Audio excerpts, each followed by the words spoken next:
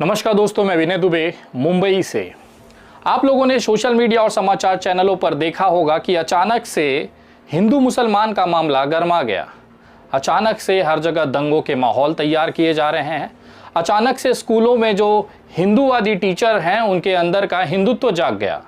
वो मुसलमान बच्चों को टारगेट कर उनको अपमानित करना, यहाँ तक कि छोटे छोटे बच्चों से अपने ही क्लास के अंदर पिटवाने जैसी वीडियो भी आपके आंखों के सामने आपके मोबाइल पर से गुजरी होगी। लेकिन क्या आपने सोचा है कि अचानक से ये सारे मामले सोशल मीडिया पर और अचानक से समाचार की सुर्खियां कैसे बनने लगे हैं? अभी तो कुछ भी नहीं है। मैं आगे जो आपको रहस्य उद्घाटन करने जा रहा हूं, वो सोचने के बाद, वो देखने के बाद आपके पैरों तले की जमीन खिसक जाएगी कि आखिर केवल एक चुनाव जीतने के लिए एक सत्ताधारी पार्टी किस तरह से कितना नीचे गिर सकती है, जो अपने ही देश के अपने नागरिकों की हत्या करवाने से भी परहेज नहीं करती है। आज के वीडियो में मैं सबसे बड़ा खुलासा करने जा रहा हूं कि 2024 की जो चुनावी लोकसभा की पृष्ठभूमि है वो आखिर कैसी है। दरअसल लोकसभा चुनाव 2024 कभी भी हो सकता है। ये बातें मैं इसलिए कह रहा हूं क्योंकि लगातार सत्ता पक्ष यानी कि भारतीय जनता पार्टी इसकी तैयारियों में लगी हुई है। वो अचानक से चुनाव की घोषणा कर विपक्ष को सरप्राइज करना चाहती है। वो ये चाहती है कि हम तुरंत से चुनाव करा लें और विपक्ष को मौका भी न मिले ताकि वो अपनी तैयारी के साथ चुनाव के मैदान में उतर सके। एक तरफ राहुल गांधी जो कि कांग्रेस के सबसे बड़े चेहरे के तौर पर और यहाँ तक कि एक मजबूत चेहरे के तौर पर उभरे हैं, लेकिन उसके बावजूद भी वो माहौल तैयार नहीं कर पा रहे हैं जो देश के अंदर भारतीय जनता पार्टी के प्रधानमंत्री चेहरे यानी कि नरेंद्र मोदी के सामने टक्कर दे सके। क्या विपक्ष की तैयारियां मजबूत हैं लोकसभा चुनाव लड़ने के लिए? क्या विपक्ष नरेंद्र मोदी की जो एक ठोस इमेज है या एक सोशल मीडियाई जो इमेज है, क्या उसे तोड़कर लोगों के दिलों में जगह बना पाएगी? लेकिन इस सब के बीच में जो चीज़ छुपी हुई है वो इससे भी खतरनाक है। दरअसल भारतीय जनता पार्टी ने अपने आप को लोकसभा के चुनाव में झोंकने के लिए अभी से कमर कस ली है। उसी का एक हिस्सा है तमाम देश के अंदर हिंदू मुसलमान के मामलों में लगातार तेजी। कहीं पर टीचर द्वारा मुस्लिम बच्चों को अपमानित किया जा रहा है, कहीं पर शिक्षक द्वारा अपने ही छात्रों को मुसलमानों की औकात दिखाने की बात की जा रही है। इससे भी मन नहीं भरा तो विश्व हिंदू परिषद, बजरंग दल और तमाम हिंदूवादी संगठनों को आगे कर कहीं ना कहीं दंगे कराने की कोशिश की जा रही है। मैं अब वो खुलासा करने जा रहा हूं जिसको जानना आप तमाम लोगों के लिए बेहद जरूरी है। आज भारतीय जनता पार्टी के पास चुनाव में जाने के बाद उन्हें जनता को दिखाने के लिए कोई खास मुद्दा नहीं है। उनके पास हमेशा से केवल एक ही हथियार होता था, वो है हिंदू हमेशा खतरे में है मुसलमान की वजह से। भले मुसलमान की आबादी 20 करोड़ की भी ना हो, लेकिन उसकी वजह से 100 करोड़ से ज़्यादा हिंदू आज खतरे में हैं। भारतीय जनता पार्टी की ये मोडस ऑपरेंडी हर बार चुनाव में सफल होती आई है, लेकिन इस बार कुछ बड़ा होने जा रहा है। आप जानते ही हैं, देश के अंदर राम मंदिर का मुद्दा सबसे अहम मुद्दा था, लोगों के आस्था का विषय था। बाबरी मस्जिद और राम मंदिर अयोध्या का जो मसला है वो लगातार अदालत ने उसे निपटा दिया है, लेकिन भारतीय जनता पार्टी अभी भी नहीं चाहती कि इस मामले को निपटा दिया जाए, क्योंकि 2024 नरेंद्र मोदी जी का तीसरा लोकसभा चुनाव है और वो चाहती है कि इस बार 350 से ज़्यादा सीटें वो जीतकर एक इतिहास नरेंद्र मोदी जी के नाम पर दर्ज कर सके। उसके लिए लेकिन जरूरी है कि लोगों के दिलों के अंदर आपको घुसना पड़ेगा। भारतीय जनता पार्टी ने अपने 9 साल के कार्यकाल में ऐसा कोई विशाल कार्य नहीं किया है जिसकी वजह से जनता उसे वोट दे, तो बचता है केवल एक विकल्प, वो है सनातन और हिंदू धर्म के कंधे पर बंदूक रखकर हिंदू समाज का शिकार करना। दरअसल ये शिकार मुसलमानों का नहीं, भारतीय जनता पार्टी हमेशा से हिंदुओं का ही करते आई है। आगे कुछ मिनटों में मैं आपको समझाने की कोशिश करूंगा कि आखिर भारतीय जनता पार्टी की क्या तैयारियां हैं और किस तरह से वो इस देश के अंदर हिंदू मुसलमान के ऊपर सांप्रदायिक दंगे फैलाकर इस देश को अशांत करने की कोशिश करेगा। आप जानते हैं जनवरी 2024 में अयोध्या के श्री राम मंदिर का उद्घाटन है।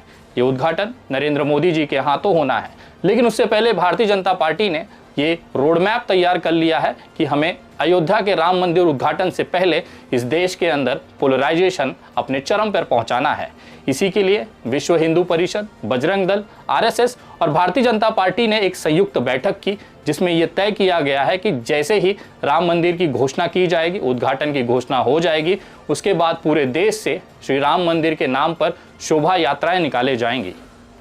जैसे कि श्री राम जन्मभूमि पर मंदिर बनाने को लेकर चंदे को लेकर एक मुहिम चलाई गई थी। लोग घर घर गए, लोगों से चंदे मांगे और उसी चंदे से आज भव्य श्री राम मंदिर बनाया जा रहा है। ऐसी ही एक शोभा यात्रा हर गली, हर रोड, हर मोहल्ले से भारतीय जनता पार्टी की निकालने की तैयारी है।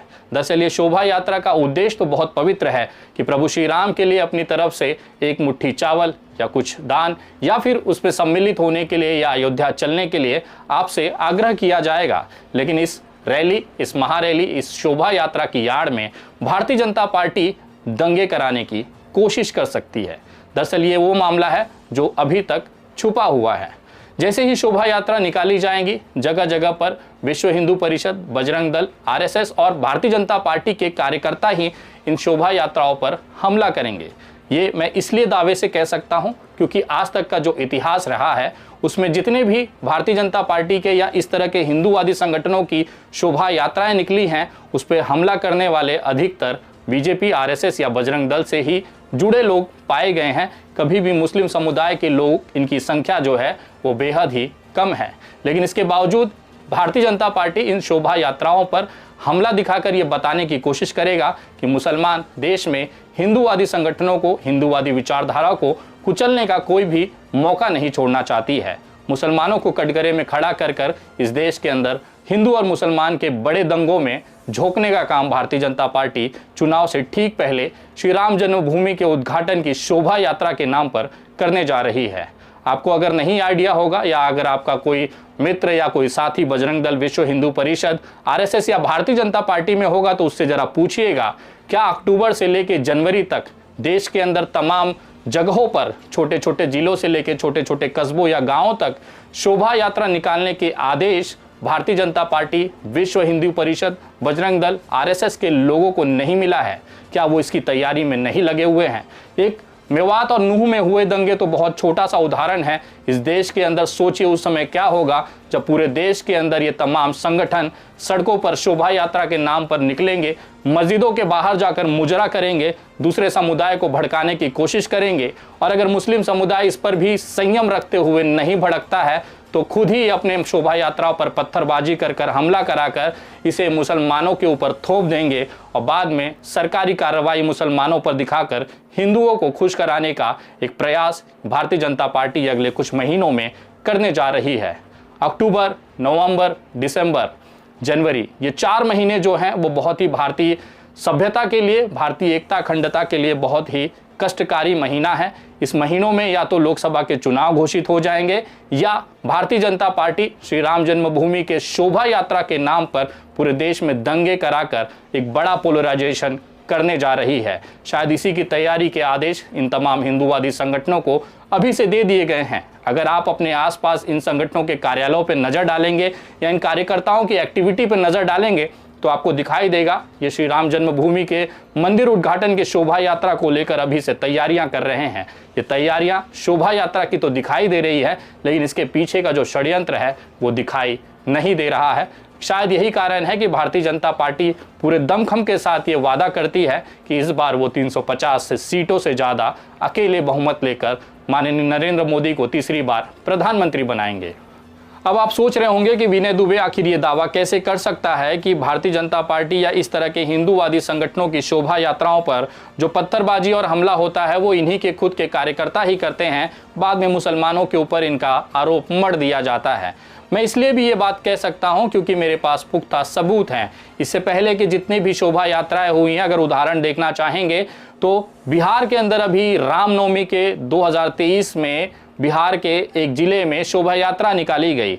मस्जिद के बाहर से ये शोभा यात्रा गुजरी थी और उसके ऊपर पथराव हो जाता है। बाद में वहाँ पर दंगे के हालात हो जाते हैं, मस्जिदियाँ जलाई जाती हैं, वहाँ पर बहुत सारे मदरसों को आग लगा दिया जाता है। उसके बाद जब पुलिस इसकी जांच करती है तो इसका जो मुख्य षड्यंत्रकारी आरोपी जो मिलता है वो बजरंग दल का संयोजक चंदन कुमार मिलता है।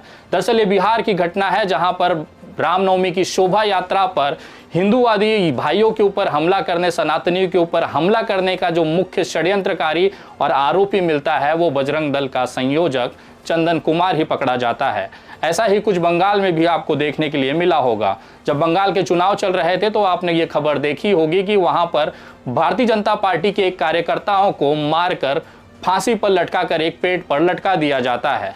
जब बंगाल पुलिस की इसकी जांच करती है तो पता चलता है कि भारतीय जनता पार्टी के इस कार्यकर्ता की हत्या भारतीय जनता पार्टी का ही वहां का मंडल उपाध्यक्ष करता है और अपने पार्टी को पोलराइजेशन करने के लिए और चुनाव में मदद के नाम पर अपने ही कार्यकर्ता की हत्या कर कर उसे पेड़ पर लटका देता है और उसका आरोप ममता बनर्जी की पार्टी टीएमसी पर डाल दिया जाता है ताकि हिंदूवादी लोगों की भावनाएं आहत हों, वो उनके अंदर का खून खौले और वो भारतीय जनता पार्टी को पूर्ण बहुमत के साथ बंगाल की सत्ता दें। सोचिए, जो पार्टी का कार्यकर्ता, जो संगठन अपने ही कार्यकर्ताओं की हत्या केवल वोट पाने के लिए कर सकता है, सोचिए पूरे देश में जब राम जन्मभूमि के अयोध्या मंदिर के उद्घाटन के नाम पर जब शोभा यात्राएं निकाली जाएंगी तो उसमें अगर आपके परिवार के कोई सदस्य, कोई लड़का अगर उस शोभा यात्रा की एक उसमें शामिल होता है और उसके साथ कुछ अनहोनी घटना हो जाती है तो आप इसका जिम्मेदार केवल मुसलमान को ही मानेंगे। दरअसल मुसलमान आज जानता है अपनी स्थिति कैसी है। दरअसल मुसलमान को ये पता है कि भारतीय जनता पार्टी के शासन में अगर वो छींक भी दे तो उसको जेल हो जाती है। सोचिए, ऐसे माहौल में भी वो मस्जिदों के बाहर से पत्थर मारना, हिंदू भाइयों के ऊपर हमला करना या उसकी हत्या करने का वो सोच भी कैसे सकते हैं। उस माहौल में जब हर एक छींक पर ही बुलडोज़र चल जाता है और मुसलमानों के घर ध्वस्त कर दिए जाते हैं, ऐसे डर वाले माहौल में कोई मुसलमान कैसे हिम्मत कर सकता है कि हिंदुओं की शोभा यात्रा पर पत्थरबाजी हो जाए। दरअसल ये पत्थरबाजी होना, हिंदुओं की हत्या होना, शोभा यात्राओं पर पथराव होना, दरअसल ये भारतीय जनता पार्टी उसके हिंदूवादी संगठनों का ही एक प्रयोग है जिसको केवल देश के हिंदुओं को खून खौलाने और एकत्रित करने के लिए इस्तेमाल किया जाता है। ये वो यज्ञ है जिसमें हमारे ही हिंदू भाइयों की आहुति दी जाती है ताकि पूर्ण बहुमत के साथ सत्ता हासिल करके भारतीय जनता पार्टी विश्व से एक बार नरेंद्र मोदी को विश्व गुरु के रूप में बिठाकर 350 का वो भव्य आंकड़ा हासिल कर सके। लेकिन जिसके घर के चिराग बुझे हैं वो इसकी तकलीफ को जानता है।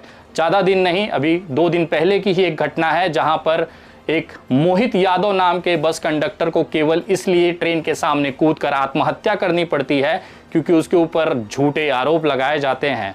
उत्तर प्रदेश परिवहन में काम कर रहे, कंडक्टर के पद पर काम कर रहे मोहित यादव की गलती केवल इतनी थी कि एक यात्रा के दौरान बस को एक जगह पर लोगों को मूत्रदान के लिए रोकता है। उसी मूत्रदान की अवधि में 2 मुसलमान नमाज पढ़ लेते हैं।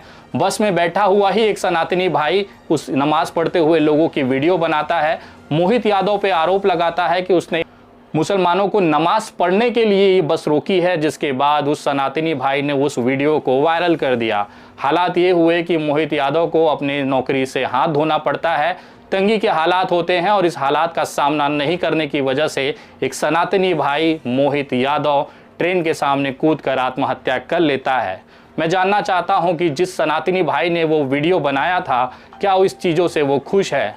क्या उसकी आत्मा इस समय खुश हो रही होगी कि एक सनातनी भाई जो अपने परिवार का पेट पालन कर रहा था, अपने बुजुर्ग माँ बाप को संभाल रहा था, अपने 3 साल के छोटे बच्चे अपनी पत्नी को संभाल रहा था, अब वो इस दुनिया में नहीं है, केवल इसलिए कि उसने वो वीडियो इसलिए बनाई कि ताकि सोशल मीडिया पर इसे उछाल कर देश के अंदर सनातन का परचम लहराया जाए। लेकिन क्या फ़र्क पड़ा? जो नमाज पढ़ रहे 2 मुसलमान थे वो आज अपने घर में बैठकर सीख कबाब खा रहे हैं, बढ़िया से नमाज पढ़ रहे हैं।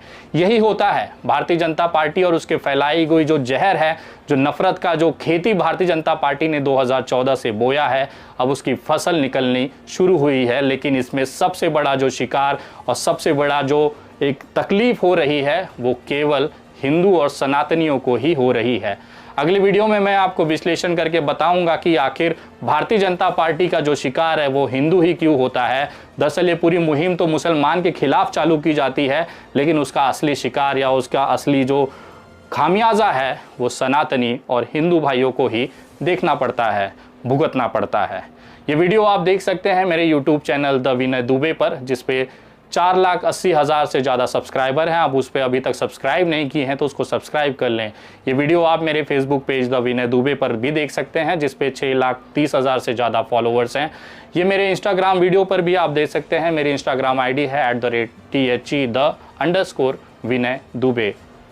अगर आप ट्विटर पे हैं तो आप मुझे फॉलो कर सकते हैं। मेरा ट्विटर हैंडल है @THE_विनय दुबे, जिस पे 86,000 के आसपास फॉलोवर हैं। आप तमाम लोगों से निवेदन है इस वीडियो को ज़्यादा से ज़्यादा शेयर करें, देश के हर नागरिक तक ये जानकारी पहुंचाएं ताकि वो सतर्क रहें, अपने परिवार को सुरक्षित रख सकें। अगली वीडियो बहुत जल्द, तब तक जय हिंद, जय महाराष्ट्र।